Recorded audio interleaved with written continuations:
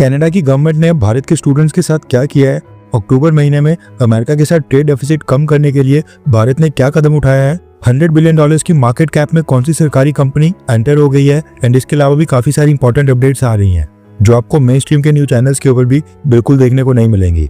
इसलिए इस वीडियो को एंड तक देखिएगा। सबसे पहले बात करते हैं भारत और अमेरिका के बारे में। रेफरेंस के लिए आपकी स्क्रीन के ऊपर आर्टिकल का स्क्रीनशॉट है।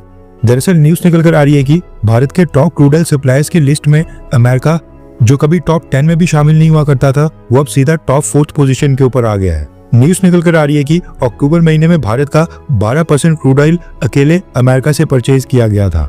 हैरानी वाली बात यह है कि अमेरिका से क्रूड ऑयल का शिपिंग टाइम 45 से 55 दिनों का होता है।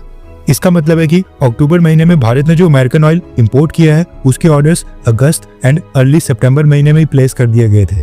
कहने का मतलब है कि डोनाल्ड ट्रम्प ने जो रशिया के ऊपर रिसेंटली सैंक्शंस अनाउंस किए थे, उससे पहले ही भारत ने अमेरिकन ऑयल कंपनी से क्रूड ऑयल परचेज करने के लिए उनको ऑर्डर प्लेस कर दिए थे। रिपोर्ट्स के अकॉर्डिंग अक्टूबर महीने में भारत ने अमेरिका से क्योंकि ह्यूज क्वांटिटी में क्रूड ऑयल परचेज किया है, जिसके बाद अमेरिका भारत का चौथा सबसे बड़ा क्रूड ऑयल सप्लायर देश बन गया है। इवन यूनाइटेड अरब एमिरेट्स यानी कि यूएई, जो कि मिडिल ईस्ट में स्थित है, उससे भी ज्यादा परचेज हमने इस बार अमेरिका से परचेज किया है। भारत ने सबसे ज्यादा रशियन ऑयल परचेज किया है, उसके बाद सेकंड के ऊपर इराक, थर्ड के ऊपर सऊदी अरब और फोर्थ के ऊपर सीधा अमेरिका आ गया है। एंड अमेरिका के बाद ही यूएई, नाइजीरिया वगैरह मिडिल ईस्ट के बाकी देश हैं। इसके बाद नेक्स्ट अपडेट आ रही है G20 समिट को लेकर। जैसा कि मैंने आपको बताया था कि इस बार G20 की प्रेसिडेंसी है साउथ अफ्रीका के पास, जो कि ब्रिक्स का भी सदस्य देश है। G20 समिट इसी महीने 22 से 23 नवंबर को साउथ अफ्रीका के जोहानिसबर्ग में होना है और मोस्ट प्रोबेबली भारत के प्रधानमंत्री नरेंद्र मोदी इस समिट को अटेंड करने के लिए साउथ अफ्रीका जरूर जाएंगे। अभी तक क्या था कि साउथ अफ्रीका की G20 समिट के लिए डोनाल्ड ट्रम्प ने कहा था कि वो खुद ही समिट को अटेंड करने नहीं जाएंगे, लेकिन यूएस वाइस प्रेसिडेंट JD वांस जरूर G20 समिट को अटेंड करने के लिए अमेरिका को साउथ अफ्रीका में रिप्रेजेंट करेंगे। लेकिन अभी अचानक से कुछ घंटे पहले डोनाल्ड ट्रम्प ने अनाउंसमेंट की है कि अमेरिका पूरी तरह से ही इस साउथ अफ्रीका वाले G20 समिट को बॉयकॉट करेगा और एक भी यूएस ऑफिशियल अमेरिका की तरफ से G20 समिट में नहीं भेजा जाएगा। डोनाल्ड ट्रम्प ने अनाउंस किया है कि साउथ अफ्रीका में व्हाइट फार्मर्स के साथ ह्यूमन राइट अब्यूज हो रहे हैं, व्हाइट इमिग्रेंट्स के मानव अधिकारों का उल्लंघन हो रहा है, उन्हें मारा जा रहा है, उनका खून बहाया जा रहा है और इलीगल तरीके से उनकी जमीन और खेती के फार्म्स जबरदस्ती कब्जा करके छीन लिए जा रहे हैं और साउथ अफ्रीका की गवर्नमेंट कुछ भी नहीं कर रही है और हाथ के ऊपर हाथ धरे बैठी है। इसलिए डोनाल्ड ट्रम्प ने डिसाइड किया है कि वो साउथ अफ्रीका में होने वाले G20 समिट को पूरी तरह से बॉयकॉट करेंगे। अगले साल का G20 प्रेसिडेंट है अमेरिका, इसलिए 2026 का G20 समिट अमेरिका होस्ट करेगा। उसको लेकर भी डोनाल्ड ट्रम्प ने आज ही अनाउंसमेंट कर दिया कि डोनाल्ड ट्रम्प ने 2026 G20 समिट को जो होस्ट करना है वो फ्लोरिडा के मियामी में होस्ट करेंगे। मियामी में डोराल रिजॉर्ट है जो कि ट्रम्प ऑर्गेनाइजेशन की प्रॉपर्टी है। डोनाल्ड ट्रम्प ने अनाउंस किया है कि 2026 G20 समिट वो यहीं पर होस्ट करेंगे, यानी खुद की प्रॉपर्टी के ऊपर, और दुनिया के 19 देशों के प्रेसिडेंट, प्राइम मिनिस्टर्स और कई सारे वर्ल्ड लीडर्स और डिप्लोमेट्स यहीं पर डोराल रिजॉर्ट में प्रेजेंट होंगे। इसके साथ ही न्यूज निकल कर आ रही है यूएस वीजा को लेकर। भारत में भी कई सारे स्टूडेंट्स और ग्रेजुएट्स हैं जो स्टडी या फिर वर्क वीजा के लिए अमेरिका जाना चाहते हैं। उनके लिए न्यूज काफी इंपॉर्टेंट होने वाली है। रेफरेंस के लिए आपकी स्क्रीन के ऊपर आर्टिकल का स्क्रीनशॉट है।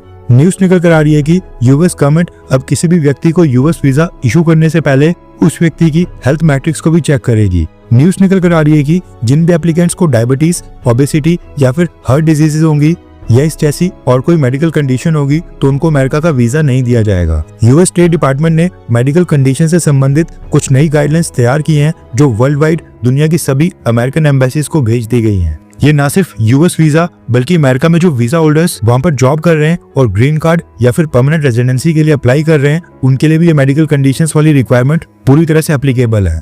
यूएस स्टेट डिपार्टमेंट ने जो मेडिकल कंडीशंस अपनी रिपोर्ट में मेंशन की हैं वो है हार्ट रिलेटेड, यानी कि दिल की बीमारी, cardiovascular diseases, cancer, diabetes, metabolical problems, brain या फिर नर्व से संबंधित neurological problem, mental health issues या फिर ओबेसिटी यानी कि ज्यादा वेट होना, मोटापा होना, इसको भी मेंशन किया है।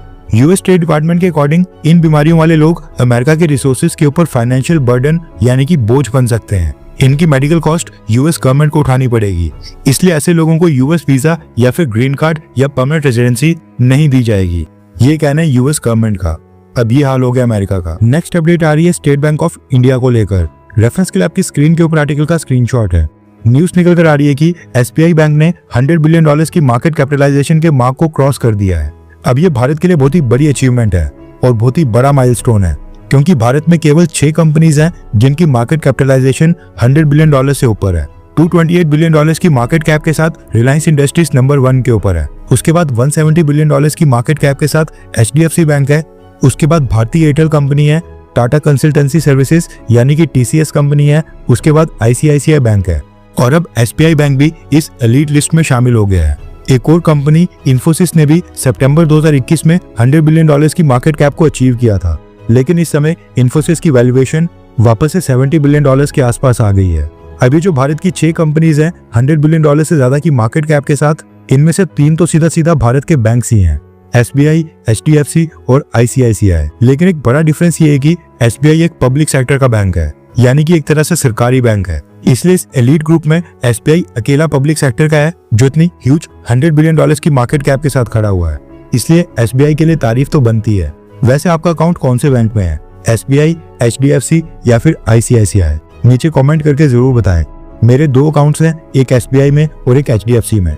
नेक्स्ट अपडेट आ रही है भारत और कनाडा को लेकर। रेफरेंस क्लब की स्क्रीन के ऊपर आर्टिकल का स्क्रीनशॉट है।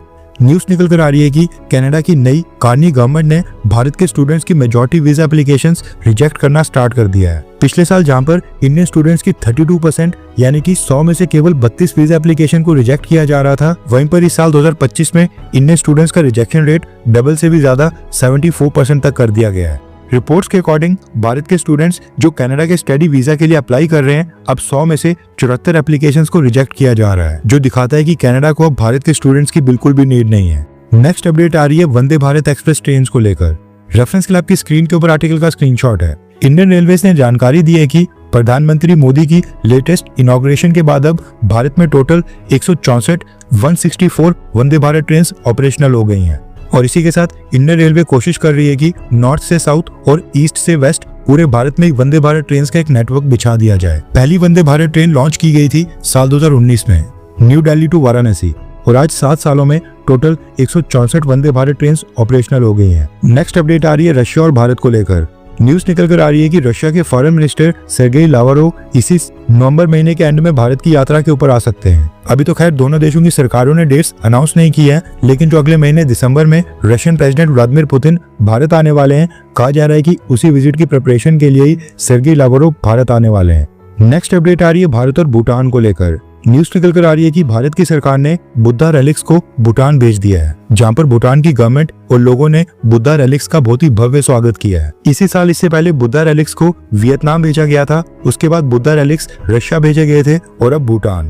तीनों देशों में बुद्धा रेलिक्स को इंडियन एयरफोर्स के मिलिट्री ट्रांसपोर्ट एयरक्राफ्ट में फुल सिक्योरिटी प्रोटोकॉल्स के साथ भेजा गया था, क्योंकि ये बुद्धा रेलिक्स न सिर्फ बुद्ध धर्म फॉलो करने वाले दुनिया के सभी लोगों के लिए इम्पोर्टेंट है, बल्कि भारत की सरकार की रिलीजियस डिप्लोमेसी में भी ये बहुत ही इंपॉर्टेंट रोल प्ले कर रहे हैं। पीपल टू पीपल टाइज को और मजबूत किया जाता है, इसलिए बुद्धा रेलिक्स की सिक्योरिटी के लिए इंडियन एयरफोर्स और भारतीय सेना की जिम्मेदारी दी गई है।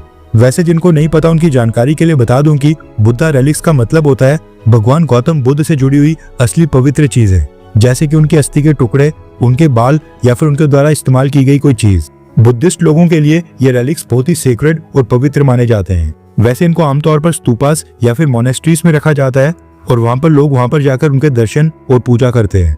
लेकिन सॉफ्ट डिप्लोमेसी और रिलीजियस पॉइंट ऑफ व्यू से भारत की सरकार बुद्धा रेलिक्स को दूसरी कंट्रीज में भेजती रहती है, ताकि वहां के बुद्धिस्ट लोग भी बुद्धा रेलिक्स के दर्शन कर पाएं। इसके साथ ही न्यूज निकल कर आ रही है कि प्रधानमंत्री नरेंद्र मोदी भी अगले हफ्ते भूटान जाने वाले हैं। वहां पर हाइड्रो पावर प्रोजेक्ट का इनॉग्रेशन करेंगे, जो भारत की मदद से बनाया गया है। हालांकि भारत की सरकार ने अभी तक ऑफिशियली उस विजिट की अनाउंसमेंट भी नहीं की है, लेकिन भूटान की सरकार का कहना है कि उन्होंने प्रधानमंत्री मोदी को 11 से 12 नवंबर के लिए इनवाइट किया है।